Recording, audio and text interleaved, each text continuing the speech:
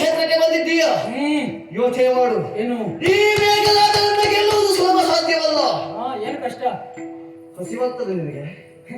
ಅಣ್ಣ ರಾಮನ ಸೇವೆಯಲ್ಲಿರುವಾಗ ಹಸಿವು ಆಗುತ್ತದ? ಹಸಿವಾಗುವುದಿಲ್ವಾ?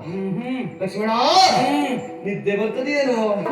ರಾಮದೇವರ ಸೇವೆಯಲ್ಲಿ ರಕ್ಷಣೆಯಲ್ಲಿ ಸದಾ ನಿರತನಾಗಿರುವಾಗ ನಿದ್ರೆ ಬರ್ತದೇನೋ?